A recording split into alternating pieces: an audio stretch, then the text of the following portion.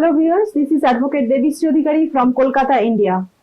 In this video, I will tell you what you need to check before you decide to buy an immovable property. But before I start, I request that if you have not yet subscribed to my channel, please subscribe. Now let's get back to the point.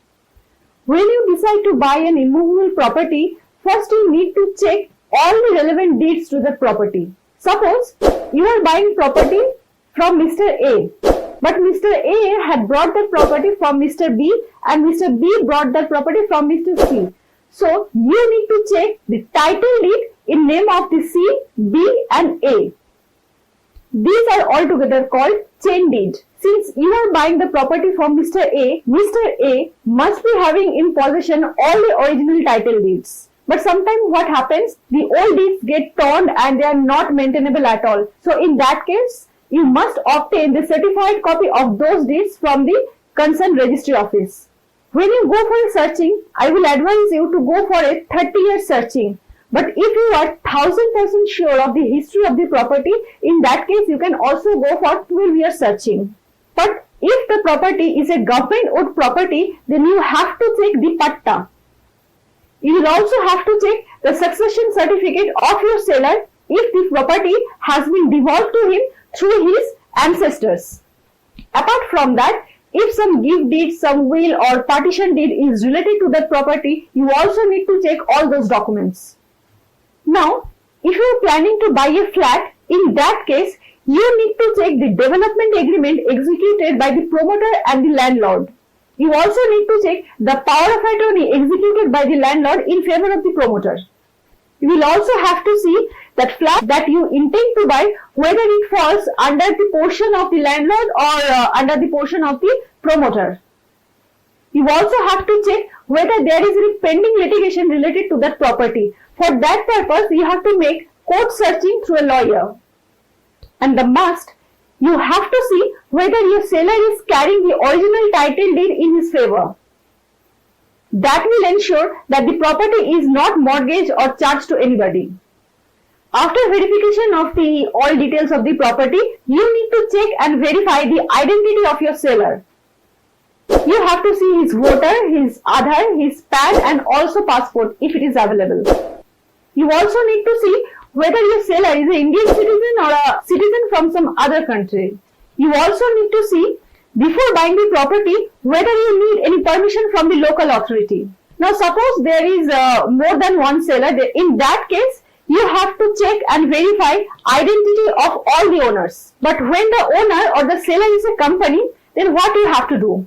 You have to go through the website of the Ministry of Corporate Affairs and check each and every particular of that company. Beside that, you also need to see the person who will be signing your agreement for sale and also your registration deed, whether he is carrying power of attorney from the entity. But if the seller is a minor, then you have to obtain permission from the competent court. Nowadays, there is a very popular practice of converting land. If you are buying a converted land, a converted property, in that case, you have to check and verify the conversion certificate issued by the competent authority. But if you have a plan to convert the property at the time of purchase or after you make the purchase, in that case, before you make any payment, you have to be sure that the land is eligible for conversion. Now, if you are buying a flat, you have to check the master plan and you have to be sure that whether the building constructed is as per plan of the master plan sanctioned by the municipal or the corporation authority.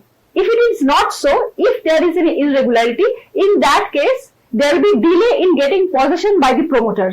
And for that, you may be compelled to approach the consumer forum. Besides the master plan, you will also have to check whether the other permissions like permission for water, sewerage, electricity and fire safety, whether all this has been obtained by following due process of law or not. Before handing over possession to you, the promoter is mandatorily required to obtain occupancy certificate from the competent authority. Without obtaining the same, no developer can hand over property to the purchaser. Now you need to check whether there is any pending liability. Pending liability means is there any pending tax? But that's not a big issue. You can clear it from your site and all difficulties will be removed. But if for any reason you have a doubt in your mind that there is some unclarity from the part of the seller, in that case, I will advise you to make a paper publication if you are going to make a huge investment for the property.